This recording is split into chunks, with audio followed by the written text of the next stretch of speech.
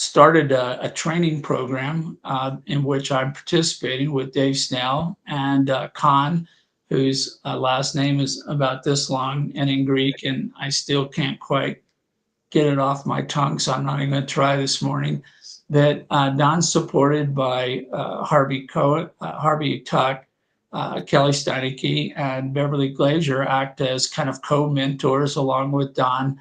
And we've been working on this now. I said 3 months. I think it's actually closer to 5 months now, where Don initially would allow me to be a guest on his program, so I could kind of get a feel for what it means to be live and on camera and having to deal without a script and kind of do whatever it is we do when we talk. And then Don started this program that I signed up for, and I'm continuing looking to Don as my guru and mentor on LinkedIn Live and everything LinkedIn. So Don, welcome to the program. Thank you for coming on as a sudden guest this morning. And well, we were talking about getting ready to receive capital because this is the Successful Funding Show. But I was going through all the preparatory steps before launching a capital campaign.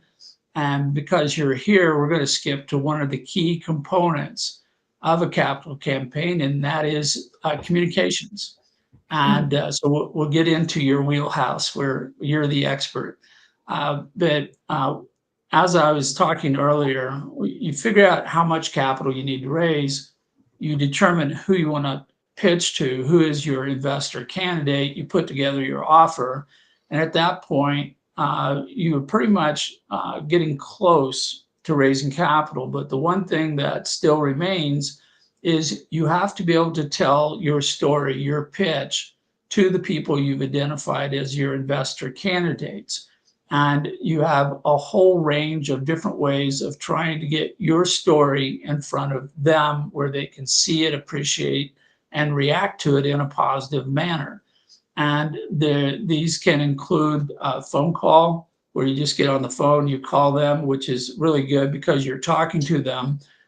You can send them an email, and that's I will say, the thing everybody does, but there is no emotional impact in an email, no matter how hard you try, no matter how many emojis you stick into that email.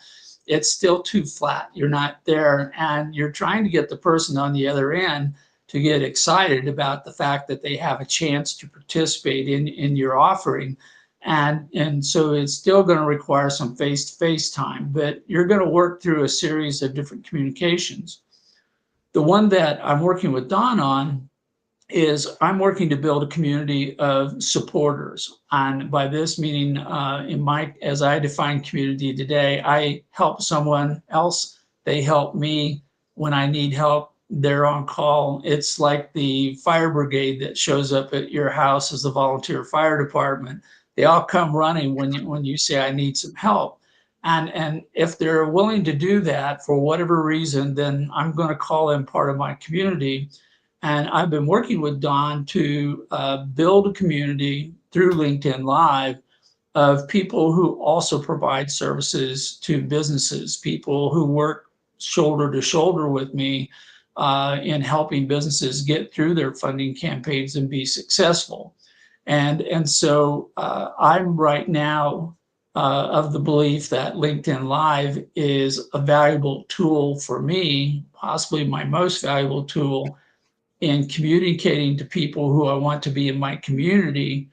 And then when I'm working with a client or have one of my own businesses seeking capital, I'll go out to my community and say, it's a volunteer fire department moment. Why don't you all come down and help me with that? So Don, good morning. And I know you've got a show coming up, so you'll have to also leave early. But this morning, Don's working with Beverly Glazier, who's also helped mentor me and is doing her own show at 9 o'clock on women's empowerment. And then later this morning, Harvey Tuck will be on at 11:15 Mountain Time with his franchise show. And then I believe Kelly is on an hour after that with Awesome Journey. So For those of you who have the most valuable time today will be spent starting with me, going to Don and Beverly, then over to Harvey, and then to Kelly. And by the end of the day, you'll be so much wiser and more knowledgeable about all subjects that it'll be a great investment of your time. So, Don, thanks for joining me this morning. Well, it's a pleasure, an unexpected pleasure, but a pleasure all the same. Luckily, I got everything I needed to almost done, which, I'm always working towards 8:50, which is when I need to flip the switch and go live pretty quickly with whoever I'm going live with. But everything I was listening to and everything naturally you were saying is so true. What I'm starting to see is a middle ground that was never possible before. So usually you do the shotgun to everybody you don't know, and it usually falls on deaf ears or no one even cared. And maybe you're Right. lucky because what do they say? A broken clock tells the right time twice a day.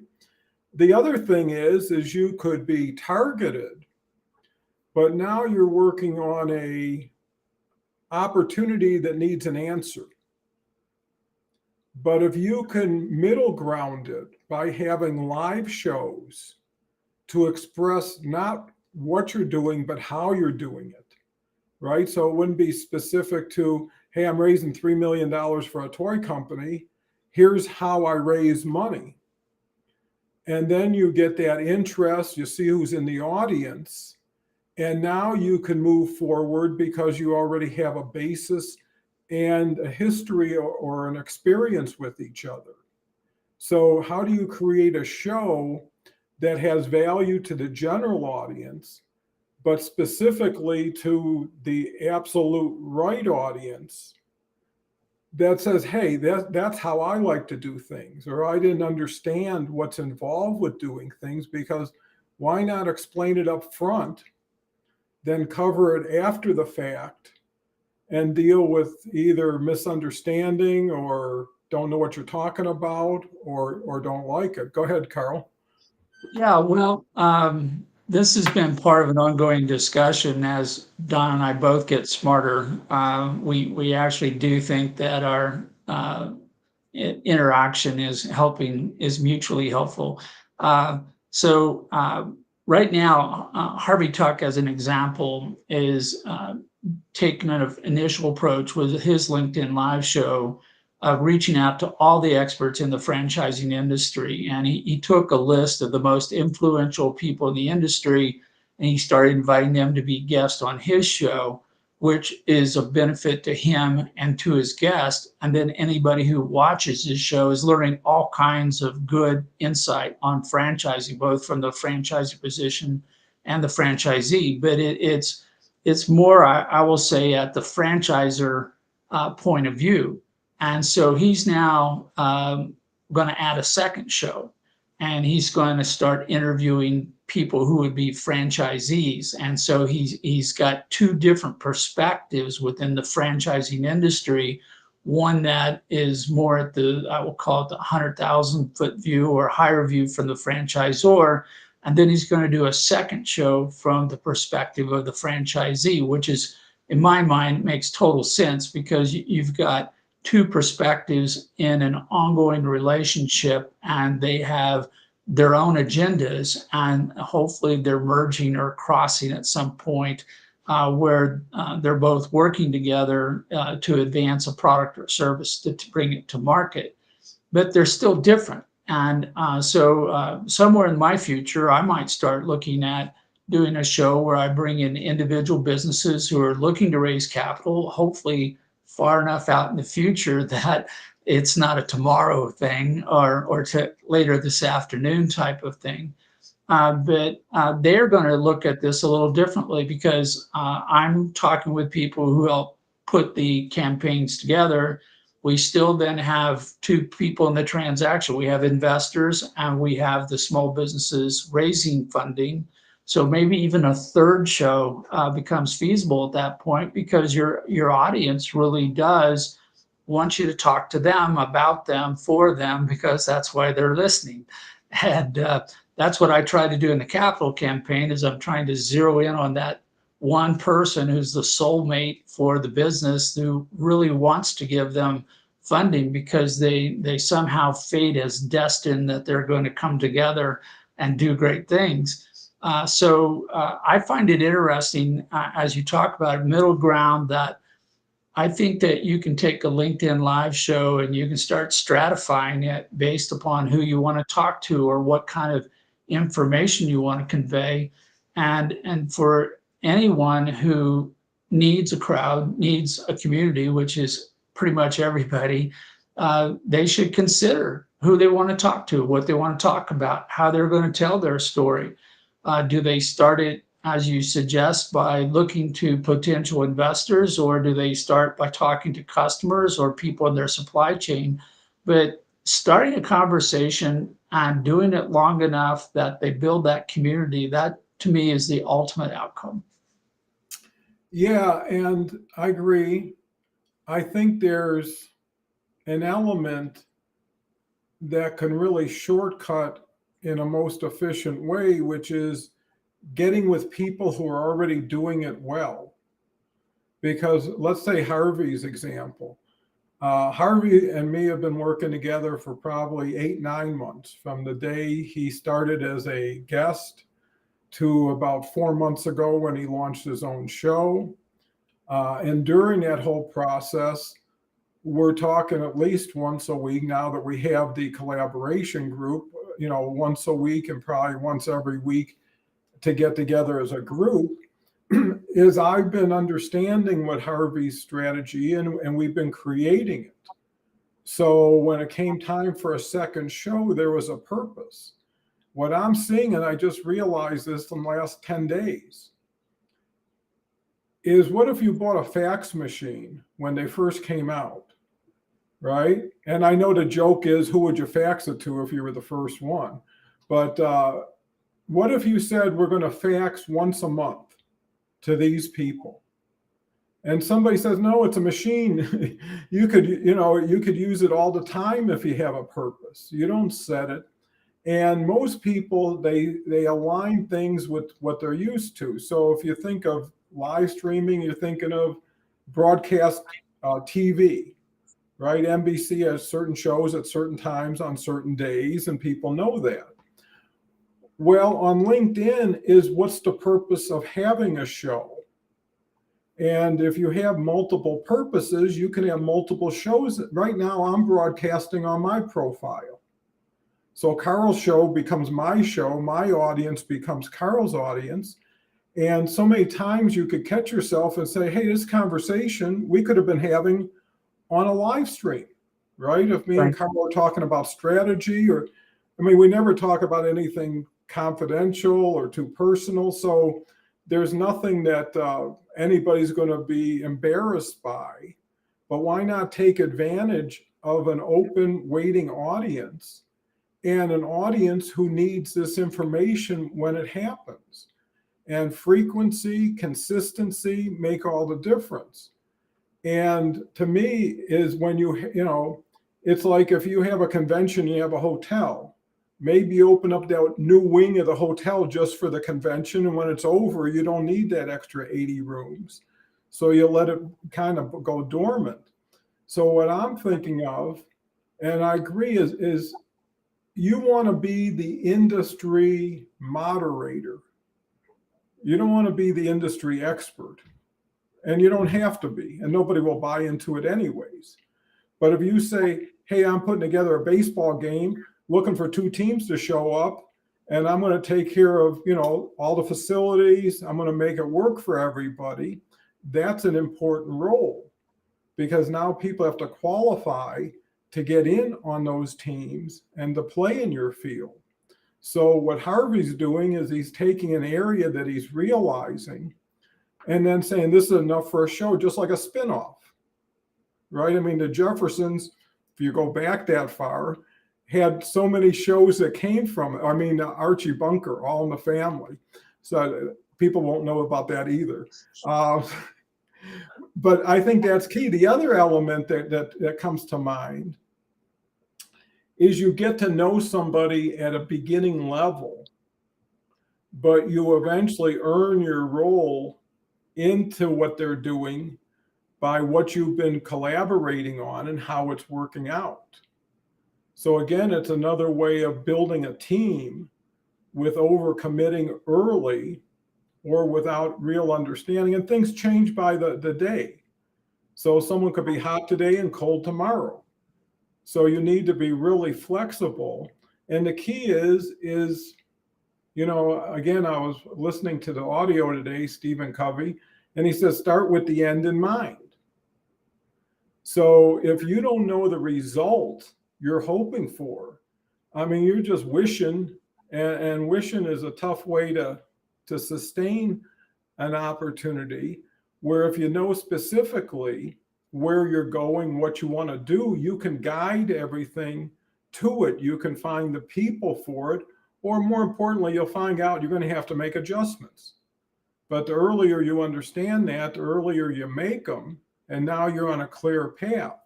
The beauty of collaborating is whatever Harvey's doing, I'm learning. Whatever I'm doing, Harvey's learning. So we're kind of ramping up together. The really differentiation, I'd say, between Karl or with Karl and Harvey is they're both aggressive in going to work. And that's the difference with really flying through all the barriers versus taking one's time, which is great for people who want to have that kind of pace. And then just riding a wave that's so important in so many ways that people don't even understand the basics. So the other thing is, as we advance, we become more knowledgeable and proficient that we can now offer that insight. But more importantly, when we're doing a show, we're doing it based on a lot of other people's best practices. And I think that's important. So, you got to ask yourself, what are you on LinkedIn for? And what are you achieving? And what's the best you could ever hope for based on what you've seen? And if you could make a sea change in what you apply yourself to, how you apply it, who you apply it with, all of a sudden everything goes for the better. I'm not used to being a guest, Karl, so That's fine. Yeah, I think you're doing pretty good as a guest, Don. So, no, but as we're focusing in, we're talking about uh, you have to communicate with people. I mean, you can't do things in a box. You can't be in a closet by yourself. We're in a social environment, and raising funding is just one form of social engagement where you're saying, I'm doing something, I think it has worth. I would like for you to join with me in this endeavor, this adventure, however you want to describe it. And the person on the other end of this communication can't participate if they don't know you exist. It's kind of the most common failure of a small business is that no one knows they're out there and they're invisible. And a lot of times you'll see advisors saying, "Oh, you need to put all this stuff on your web page," and you're like, "Yeah, but that doesn't do any good if nobody knows that you have a web page." So you have to drive traffic to your web page, and then once they get there, then they have a chance to see your story. But this is all about the fact that as we work in today's world, we need the ability to communicate often, effectively with people who share our vision or what we want to do. And whether that's raising money or it's supporting a charity or just working on a social cause, you've got to get the word out to people. You have to identify who they are that also want to do what you're doing so that you can work together and as a group achieve more than you ever could do as an individual. And I find it interesting as I've been going through the learning experience with live streaming and with my newsletter of what the feedback is. And when it comes back, it's surprising more often than it's not, where I think something's important and there's really no comments. And then I write something that I think is it's so, and I get lots of comments. And so this is part of the learning experience, and part of what is really valuable about LinkedIn, however you use it, whether it's the streaming on LinkedIn Live or the newsletter or a poll or posting up on LinkedIn, is you're talking to 1 billion people. And of those 1 billion people, almost none of them know you exist. But when you kind of stick your head up and say something, there's a chance somebody may hear what you say. And if they give you feedback, now you're not just talking to yourself. You're not in a vacuum. You're getting a market data intelligence. And you want to listen more than you talk. Just like in any public speaking thing, is you're trying to listen to the audience by looking at their body action, by questions raised, anything else, and they go, are they following what you're saying, or did you lose them somewhere 10 minutes ago and now they're trying to catch up? So it creates this valuable, almost invaluable feedback loop where you can say, I'm building whatever group I want to build, whether it's customers or it's my peers in the industry or it's somebody else. But by hearing what they're saying, this helps you understand, if you're being heard, if they understand, and if you are getting the reaction that you would like for them to take for whatever you're trying to do. And it's been interesting to, like bicycle drafting. You've been out there, Harvey's out there, Kelly's out there, Beverly's out there, Leslie Flowers is out there. They're all doing their own shows. And I come along later and I go, I like what they're doing. I'd like to do that too.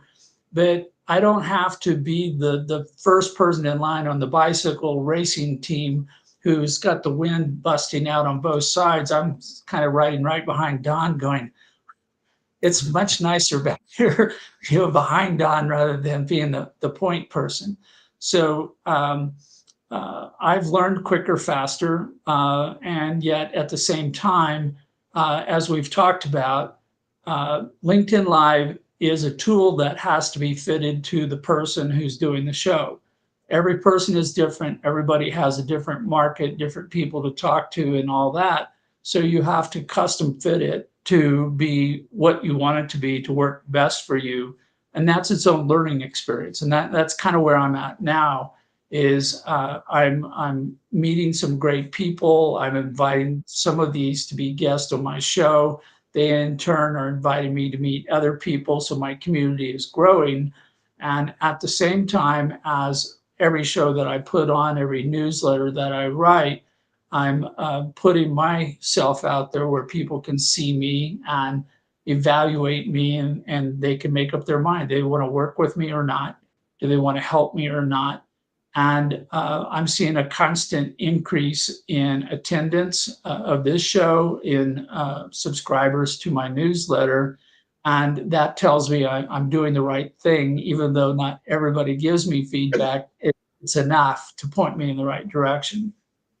Well, what I'm learning along with you and everybody else is the show is the spotlight activity, but it's the promotion and after the show remarketing in a sense that really make the difference. Every day I do a post with a poll in the morning, promoting that day's show.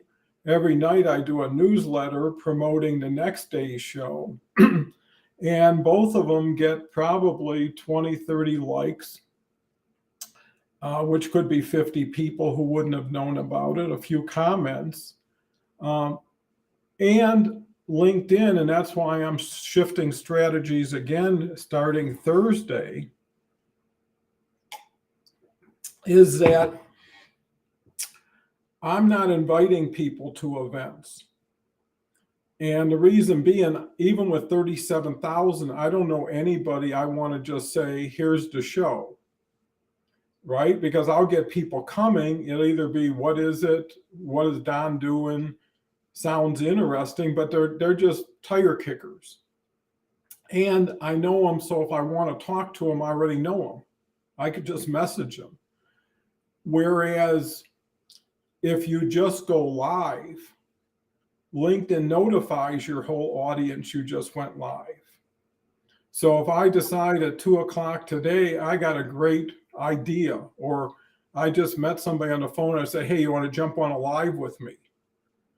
And all of a sudden we go live at 2 o'clock. LinkedIn will share that with everybody. So, and that's why I'm getting also away from my schedule. I might go to 4 days. I might go to days where I know I have quality guests with a direction, as opposed to more shows with more people who just are good show people, but they're not in my wheelhouse as far as doing business. The monetization comes from the lead generation, in a sense, that this can provide, and through reputational elements, by association, being on other people's shows, and then really getting to know the people on the show, that if you had no audience, it was worth that hour. I mean, we've got people like Ford, like Todd, who are going to be coming on more regularly, who love to participate because they're challenged in ways that they're never challenged.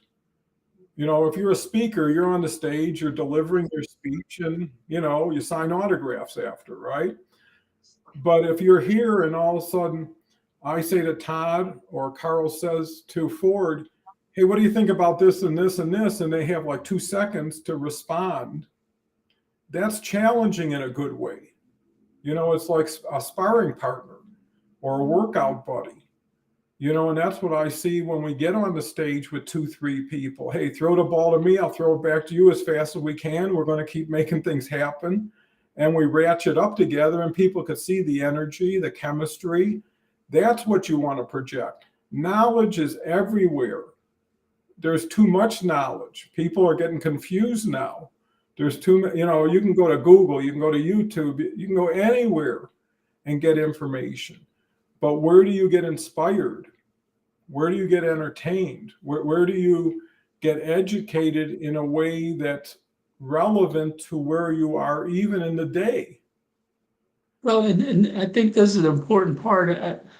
I think there is a lot of knowledge out there, but the problem that people have is this knowledge is not in agreement. It's not congruent.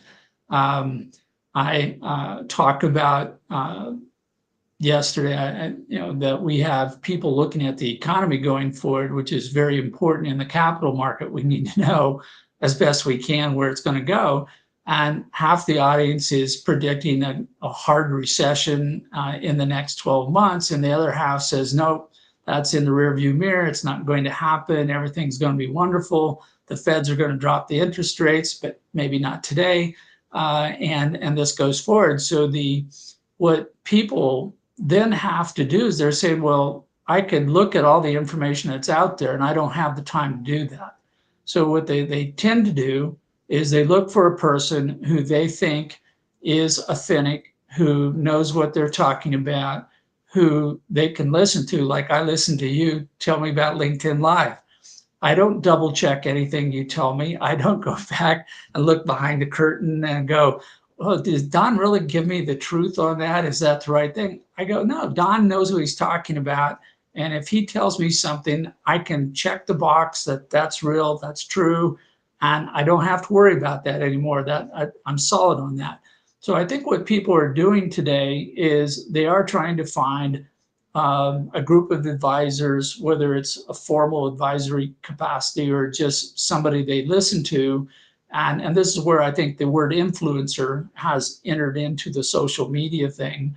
And some of the influencers are full of BS, and other ones are true, I'll call sources of wisdom. And with that, people go, I'm going to follow the following people. I'm going to listen to what they say because I need to know, but I need to know it from someone who I think is telling the truth, who's in line with my interests, my values. And in today's marketplace, there could be a dozen truths, but they all fit different people. So what's true for one person isn't true for somebody else. if I had $1 billion in my bank account, I would be doing things differently and I'd be talking to different people. That I'm working with businesses that are startups and trying to level up, and they have their own particular knowledge. And so when you talk about business education, telling them how to run a Fortune 500 company, which is what I was taught a long time ago back in school, was absolutely worthless to me. As an entrepreneur, almost none of it was true or accurate. And so part of what I see is trying to put information out there for people to understand and know that I'm coming from a very almost narrow starting point. And if that's where you're at, I hope to be the best source of knowledge for you on that as an expert. If you happen to be doing something like skydiving, this is the wrong show, wrong place. Well, I want to thank you because I got to jump to my show, and I loved spending time with you. Thank you for inviting me in, and that's the first thing anybody should do is find somebody in the audience to come on the show because it makes for a difference. And I guess the last thing I'll say is I never get done talking to Karl that I didn't have more to say or more thoughts about what Karl said. So that kind of lends itself to the next conversation. And hopefully the audience picks that up. But, anyways, thank you, audience. Thank you, Karl. Look forward to doing this many more times in the future. Take care. Yeah, thank you, Don. And I'll jump in on your show with Beverly here after I clear my desk a little bit. Sounds great. So that was Don Cohen. Don, as I said, is my mentor and guru on everything on LinkedIn, but particularly on LinkedIn Live. And he has shared with me so much knowledge about how to put together a show like this, from setting up the studios, working with the guests, topics, how to work with a live conversation. And it's been a great experience for me, and I'm looking forward to continuing to do this going forward. Before we move too far forward, I do want to call out to the audience, everybody in the audience today. Thank you for participating in this a little bit of odd duck presentation. And it's Luke Wago. I apologize. I'm probably not pronouncing that, but thank you for being in the audience today. Thank you to everybody who is in the audience and listening to this either live or watching it in recorded fashion sometime after today's show. And want to thank everybody for their participation as we put these shows together. I will get my original guest speaker on here down the road, Lucas Marcotte, good friend and associate of mine who I've worked with on a number of capital campaigns. And we're going to talk about getting ready to receive capital. We'll dive into more details. Lucas will bring his finance perspective on what needs to be done to get ready. Also, just to let everybody know, this is a different week for other reasons. I'm going to be out of town. I'm going to be in the country of Belize all next week, working with a class I'm co-teaching on international financial transactions. We're taking a group of MBA students down to Belize so they can see how business is conducted in a different country where the business, the laws, the culture, and everything are very similar and yet different enough to be important.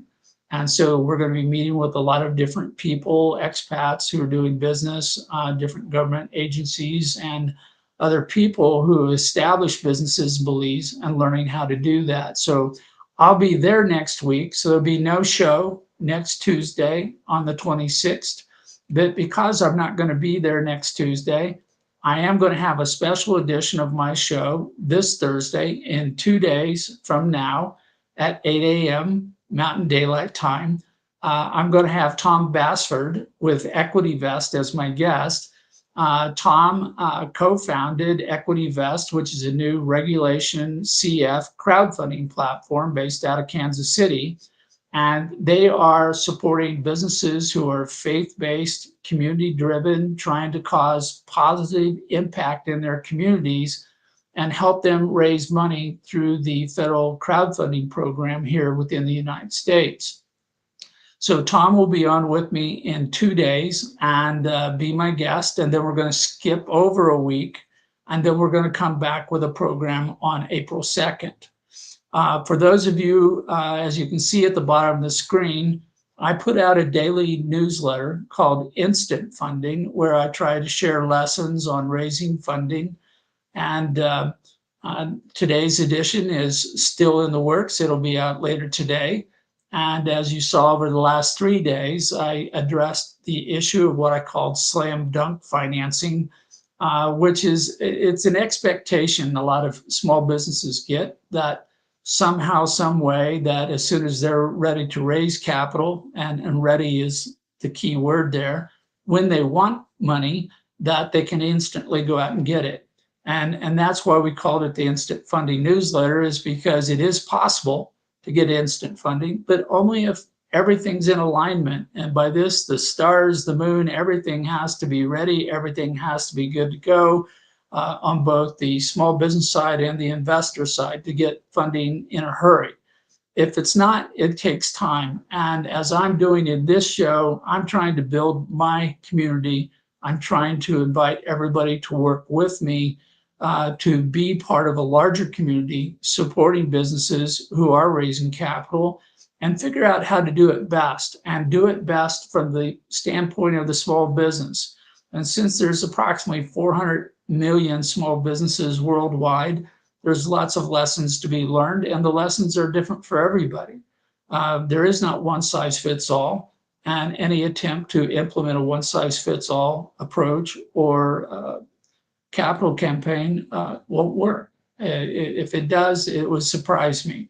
I've worked with hundreds of different campaigns for all kinds of organizations in all kinds of industries, and it really gets down to trying to match a small business with one or more investors who have an alignment, an affinity, who want to work together. They just may not know it yet or how they're going to work together yet. And I try to help bridge that gap. I try to create a relationship between the two that's mutually win-win and go from there. So that brings us to the end of today's show. Thank you all in the audience for being here today. Thank you, and apologies for the jumping in and out, but Lucas couldn't make it, and fortunately Don could jump in and be a guest. And that's one of the benefits of working in a community where you can make a sudden shout out and you can bring somebody online here onto the show. So with that, I'm going to turn everybody loose. I see Omar has joined. Omar does the Zoomperty show. And welcome, Omar, to the show today. And there are so many people out there who are now using LinkedIn Live and doing new and different and cool and fun things. And Don is basically acting as an advisor, a mentor, a Sherpa, to help people put together their shows, figure out what they want to do. And there are so many different possibilities. I welcome you all to consider doing your own show to advance your own cause, your own business, whatever you're doing. And with that, I'm going to sign off for today. I will see some of you on Thursday this week, where Tom Basford will be my guest. And then we'll have a week off and come back on April 2nd. So take care, everyone. Thanks very much.